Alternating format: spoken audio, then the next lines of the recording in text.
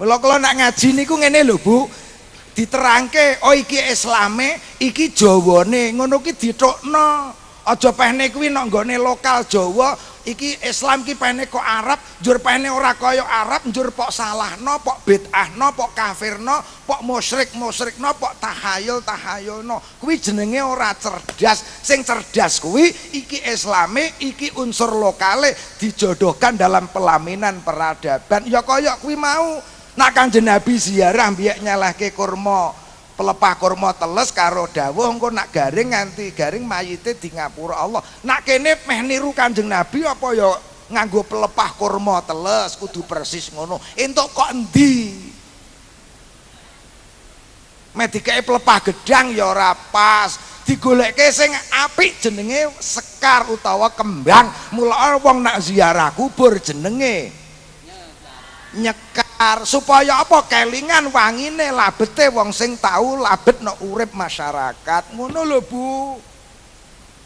Mula nak kepengin masyarakat niku rukun guyub Mbah Lurah, nak ngundang kiai iki aja angger, nak iso kiai sing model ngene iki. Maksudnya ngene iki menjodohkan peradaban, jangan mempertentangkan. Contohnya meleh Kanjeng Nabi nak dahar ora tau piyambakan mesti kepungan. Kuwi dilembagakan jenenge kenduren. Ngono. Ngono para Pak? Dadi wong ki kudu cerdas. Ngene iki encen Kanjeng Nabi ora tau mainke. Tapi kan kerep mirsani niku namine musik ngene iki diarani sunah takririyah. Ono rebana. Barang kita Bu. Kayak tari sufi niki Kanjeng Nabi tahu mirsani Sayyidina Abu Bakar As-Siddiq pas Kanjeng Nabi dawuh yusyarul mar'u ma'aman ahabba muyer. Kanjeng Nabi mirsani ya beno Kanjeng Nabi ra tau nari ning tahu mirsani sahabate menari niku namine sunah takririyah. Ngono.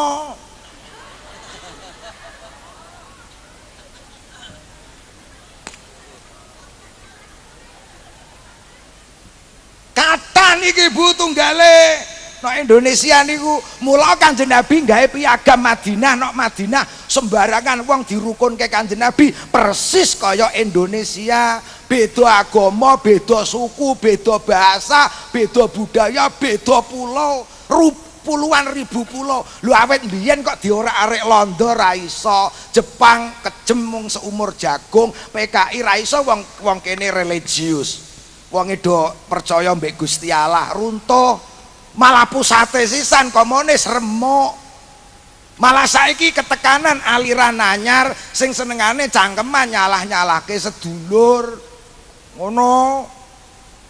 Kuwi tak jampangi, umurmu sepira, kuatmu sepira, kuasamu sepira. Nak kowe bomah rene kok ora unggah-ungguh karo keguyuban sing wis melembaga kaya ngene iki, kamu akan tenggelam di negeri Indonesia yang sudah rukun sejak dulu kala. No, sing keplok-keplok wae rong karuan nak paham. Apa meneh sing ora keplok. Malah tambah saiki are sumbere modernis kuwi, are Wahabi nang nggone Saudi kuwi tambah runyam. Mateni wong Yaman padha Islame. Agek padha Islam beda aliran kowe ora iso rukun. Apa meneh kowe kok medun nang Indonesia dengan keragaman yang kaya ngene. Atimu ora menampung nak bumah nang kene.